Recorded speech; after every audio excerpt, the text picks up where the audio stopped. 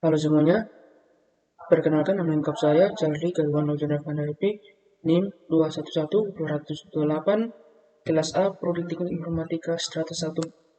Baik, pada video kali ini saya akan menyelesaikan UAS dari mata kuliah kecerdasan tiruan, di mana disuruh untuk atau mengerjakan suatu penelitian studi kasus yang berkaitan dengan teknik kecerdasan tiruan yang dibuat dalam bentuk kabar. Dan di sini kelompok kami mengambil jurus UAS mengenai implementasi metode serta inti faktor pada diagnosa penyakit lambung. Untuk itu, pertama-tama di sini saya akan memperkenalkan nama-nama kelompok kami. Yang pertama ada Peniramus yang kita ini, kedua Tombak Baros, ketiga Charlie itu Kariwano Janda Pandaripi, yaitu saya sendiri, yang keempat Ricardo Soekarno. Baik, di sini kita masuk pada abstraknya mengenai pola hidup sehat. Pola hidup sehat di dalam masyarakat sangatlah penting. Salah satu contoh penerapan pola hidup sehat adalah tidak jalan sembarangan, pola makan teratur, dan istirahat yang cukup. Hidup yang tidak sehat memicu terjangkitnya banyak penyakit, antaranya penyakit lambung. Namun masih banyak masyarakat yang belum sadar akan hal itu, hingga dapat berakibat semakin banyak orang yang bisa terjangkit penyakit lambung. Penyakit lambung ini banyak diderita masyarakat sehingga perlunya penanganan yang serius terhadap penyebab penyakit ini. Penyakit lambung mudah sekali menyerang tubuh manusia pada rentang usia apapun. Dibutuhkan seorang pakar untuk menangani penyakit. Namun sayangnya seorang pakar tidak bisa setiap saat menangani pasien dengan penyakit ini, dikarenakan waktu serta tenaga yang dimiliki oleh pakar tersebut atau terbatas. Dari pemeriksaan tersebut, maka dibuatlah suatu sistem pakar diagnosa penyakit lambung menggunakan metode CF atau certain faktor untuk membantu masyarakat dalam mendiagnosa penyakit lambung disertai saran pengobatannya. Certain faktor merupakan metode yang mendefinisikan ukuran kepastian terhadap fakta atau aturan untuk menggambarkan keyakinan seorang pakar terhadap masalah yang sedang dihadapi. Sistem ini berbasis website sehingga nantinya sistem dapat diakses oleh masyarakat luas secara online melalui internet di mana saja dan kapan saja. Berdasarkan hasil dari 30 kali pengujian, sistem ini mempunyai tingkat akurasi besar 80%.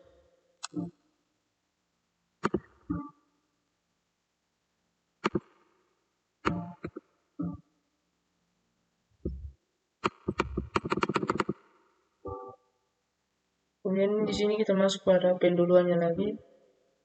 Penduluannya ini berkaitan dengan lambung. Kita masuk pada definisi lambungnya itu sendiri.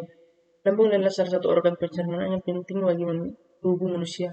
Fungsi lambung pada sistem pencernaan manusia sangatlah vital perannya, terutama dalam penyimpanan dan mencerna makanan sebelum pada akhirnya dapat diserap oleh sel-sel tubuh sebagai sumber energi. Fungsi lambung yang utama dalam sistem pencernaan manusia yaitu sebagai tempat menyimpan dan mencerna makanan baik secara mekanik maupun kimiawi. Saat ini pola hidup masyarakat yang tidak sehat seperti jalan sembarangan, pola makan yang tidak teratur, dan istirahat yang belum cukup adalah pemicu terjangkitnya penyakit lambung. Namun, masih banyak masyarakat yang belum sadar akan hal ini, dan tentu saja dapat berakibat semakin banyak orang yang bisa terjangkit penyakit lambung. Penyakit lambung ini adalah salah satu penyakit yang memerlukan seorang pakar untuk membantu mendiagnosa dikarenakan penyakit ini mudah sekali menyerang tubuh manusia pada rentang usia apapun. Namun sayangnya, seorang pakar tidak bisa setiap saat menangani pasien dengan penyakit dikarenakan waktu serta tenaga yang dimiliki oleh pakar terbatas. Dari permasalahan tersebut, seiring dengan perkembangan teknologi informasi yang sangat pesat pada saat ini, terciptalah suatu sistem yang telah terkomputerisasi, yaitu sistem pakar untuk mendiagnosa penyakit lambung melalui gejala atau keluhan yang dialami. Sistem pakar adalah suatu program komputer yang mengandung pengetahuan dari salah satu atau lebih pakar manusia mengenai suatu bidang spesifik.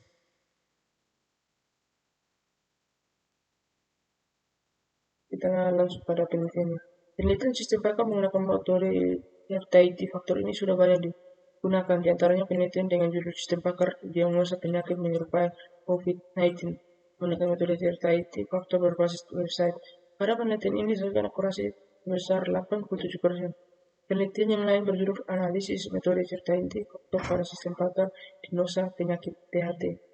Kemudian ada lagi penerapan metode RTIT faktor untuk sistem pakar diagnosis hama dan penyakit pada tanaman dan papan.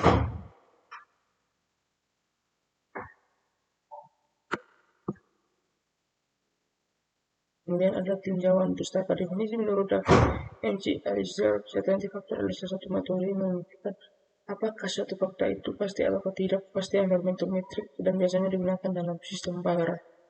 Certainty teori ini diusulkan oleh Shortlife dan Buchanan pada tahun 1995 untuk mengakomodasi ketidakpastian pemikiran atau inexact rationing. Orang pakar teori ini berkembang bersamaan dengan pembuatan sistem pakar Maysin. Tim pengembang Maysin mencatat bahwa dokter seringkali menganalisis informasi yang ada dengan ungkapan seperti misalnya mungkin, kemungkinan besar, hampir pasti. Nah, dan dari sini ada rural certainty factor, di mana ada if, Y1, and or E2 and strip or N individu and H, di mana L and fakta-fakta atau evidensi yang ada. Kemudian ada H, hipotesa atau kompilasi yang dihasilkan. Siap tingkat keyakinan atau certainty faktor, terjadinya hipotesis atau tes akibat adanya fakta-fakta E1, EC, N. Kemudian di sini ada aturan dari nilai-nilai kepercayaan yang diberikan oleh Maysin seperti pada tabel berikut ini. Di sini ada kolom kepercayaan dan CF atau certainty factor. Tidak pasti, hampir tidak pasti, kemungkinan besar, tidak, mungkin tidak tahu, mungkin, kemungkinan besar, hampir pasti, dan pasti. Di mana certainty factor atau tingkat kepercayaannya dengan yang ada di sini, nilai-nilai yang ada di sini. Kemudian ada dua tahap model yang digunakan untuk memperhitungkan tingkat keyakinan JF dari sebuah role adalah sebagai berikut. Yang pertama ada poin A, dengan menggali dari hasil wawancara dengan pakar. Nilai JF dapat dari interpretasi dari pakar menjadi nilai MD atau IMB tertentu. Kemudian ada berikut tabel nilai interpretasi untuk MB dan MD seperti pada tabel berikut. Yang pertama adalah kepercayaan dan MB dan MD. Di sini adalah tidak tahu atau tidak ada, mungkin, kemungkinan besar, hampir pasti, pasti. Kemudian di sini ada nilai interpretasi dari MB dan MD-nya. Seperti kita lihat saat ini pada kolom MB ini. Kemudian ada poin B menggunakan metode perhitungan.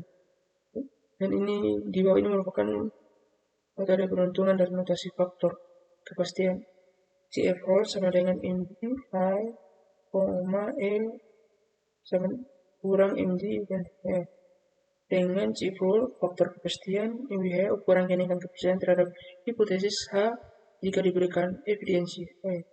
MGH ukuran kenaikan ketidakpercayaan terhadap hipotesis H jika diberikan evidensi H. Adapun beberapa kombinasi certainty factor terhadap premis tertentu. Yang pertama, certainty factor dengan premis CF Y sama dengan if H bintang CF roll sama dengan CF user kali CF bakar. Dan poin yang keduanya ada certainty factor dengan kesimpulan yang serupa. CF kombinasi CF H, E1 sama dengan CF H, E1 ditambah CF H, E2 dikali 1 kurang CF dengan H, E1. Dan kemudian di sini ada metodenya. Metode langkah-langkah dari certainty factor dapat dilihat dari flowchart yang ada di bawah. Karena susunan flowchart di sini ada mulai dari start, bahwa tiap gejala MBMD, menghitung CF rule, CF rule, dan MB dikurang MB menghitung nilai CF rule dan CF user, MBH sama dengan CF atau H dikali CF rule. Menghitungkan CF kombinasi CF atau H sama dengan CF HE dan tambah CF HE2 dikali 1 dikurang CF HE1. Kemudian mencari nilai maksimal dari setiap full test. Nilai maksimalnya CF yang diakhiri dengan N. Selesai. Kemudian di sini Ada tentu di mana dimisalkan seorang user melakukan konsultasi dengan memilih gejala sebagai berikut. Yang pertama, mulai dalam kurung G01 dengan nilai CF dalam kurung H dengan 1. Kemudian poin kedua, muntah dalam kurung G02 dengan nilai CF dalam kurung H dengan 1. Kemudian ada poin ketiganya lagi, nyeri di perut atau ulu hati G03 dengan nilai CFH dengan 0,8. Poin keempat, perut terasa penuh G04 dengan nilai CF atau H sama dengan 0,6. Penurunan BB atau berat badan G09 dengan nilai CF atau H sama dengan 0,8.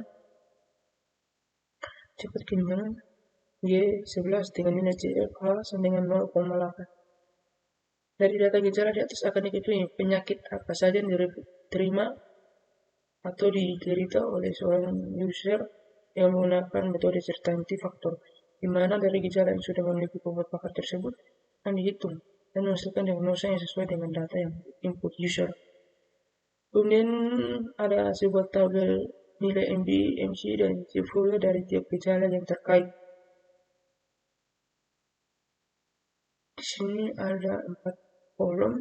Kolom pertama adalah gejala atau nama-nama juga gejala, kode gejala, MB, MD, C-value atau pakar.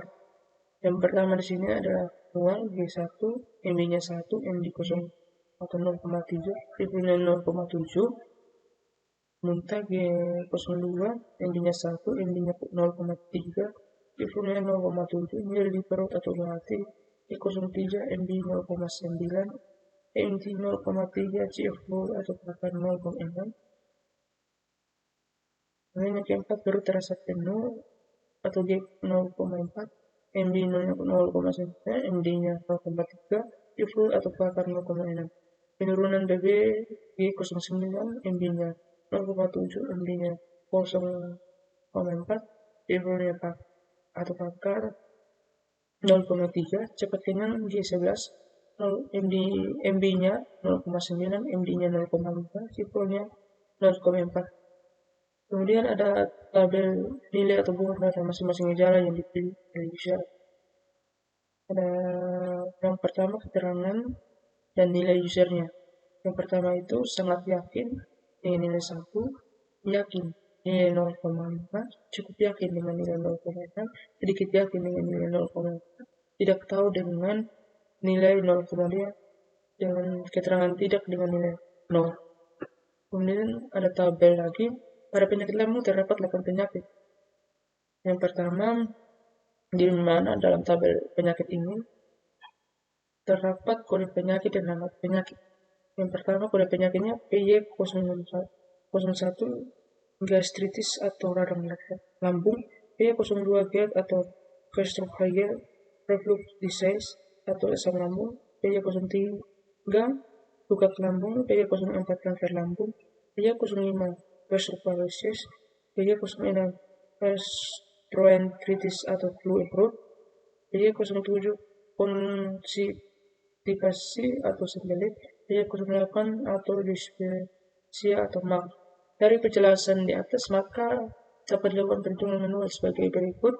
GF dalam kurung H sama GF atau user. Perhitungan dilakukan pada semua penyakit yang terdapat pada slide dengan contoh perhitungan yang ada pada poin pertama, yaitu perhitungan penyakit gastritis atau radang lambung, gejala yang terkait. Di sini adalah G01 sama dengan mual 0,7, CFH 1 sama dengan CFH 1 dikali CF-value 1 sama dengan 1 dikali 0,7, maka menghasilkan nilai 0,7. Kemudian G02 atau muntah dengan nilai 0,7, CVH2 sama dengan CVH2 kali CF-value 2 sama dengan 1 dikali 0,7 sama dengan 0,7. G03 nyeri di perut atau ulah hati 0,6 CF, cahaya 3 sama dengan CF, 3 dikali CF-value 3 sama dengan 0,8 dikali 0,6 dengan hasil 0,4. G11 cepat kenyang 0,4 CF, HE 6 sama dengan CFH 6 dikali CF atau 6 sama dengan 0,8 dikali 0,4 sama dengan 0,32. Kemudian ada CFK1 dengan GF dalam kurung H, E ditambah HE1 ditambah dalam kurung CF, E 2 dikali 1 dikurangi CF HE1 sama dengan 0,7 ditambah dalam kurung 0,7 dikali dalam kurung 1 kurang 0,7 maka menghasilkan 0,61. Kemudian ada GFK2 sama dengan GFK1 ditambah GF dalam kurung H, E 3 dikali 1 dikurangi GF dikali 1 sama dengan 0,9 ditambah dalam kurung 0,48 dikali dalam kurung 1 dikurangi 0,9 sama dengan 0,532 CF ke-3 sama dengan CF ke-2 ditambah dalam kurung CF E 4 dikali 1 dikurangi CF ke-2 sama dengan 0,9532 ditambah dalam kurung 0,3 dikali dalam kurung 1 dikurangi 0,9522 sama dengan 0,5680 dan maka dia masukkan hasil presentasinya sama dengan 0,9682 dikali 100% maka menghasilkan 96,82%. Maka GF dari gejala yang diinput oleh user penyakit gastritis kemungkinannya sebesar 0,9682 atau 96,82%. Kemudian ada hasil perhitungan dari nilai CF pada tiap penyakit yang gejala terdapat pada pasien. Seperti pada tabel berikut, di mana tabel ini menginput nilai CF masing-masing penyakit dengan berupa kode-kode penyakit, nama penyakit, hasil hitungan CF, dan hasil presentasinya seperti yang ada pada tabel berikut bisa kita lihat bersama. Mana ini ada kode penyakit dari P01 sampai P08 dengan nama penyakitnya ini dari radang lambung sampai nah dengan hasil perhitungannya ini tidak sebutkan CF tadi yang kita lakukan yang telah menghasilkan nilai yaitu sebesar 96,82% dan ini hasil presentasinya dari perhitungan yang diinputnya di persen. Kemudian dari perhitungan menggunakan metode presentasi faktor pada masing-masing penyakit diperoleh nilai maksimum CF adalah 0,9862 atau 98,62%.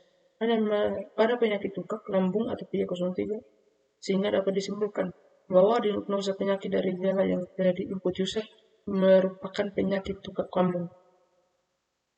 Yang terakhir kesimpulan pertama di sini pengimplementasian metode CF atau certainty factor pada sistem ini berjalan dengan baik sehingga dengan melakukan metode CF certainty factor dapat dibangun sebuah sistem pakar diagnosa penyakit lambung untuk membantu masyarakat dalam mendiagnosa penyakit lambung. Kedua, cara sistem ini bekerja dalam melakukan diagnosa penyakit lambung yaitu dengan memberikan informasi berupa presentasi maksimal, definisi penyakit dan saran pengobatannya. Kemudian yang ketiga, setelah dilakukan 30 kali pengujian sistem yaitu dengan membandingkan hasil diagnosa antara sistem dan pakar diperoleh hasil akurasi sistem sebesar 80% hingga sistem ini dapat dikatakan berjalan. Selesai.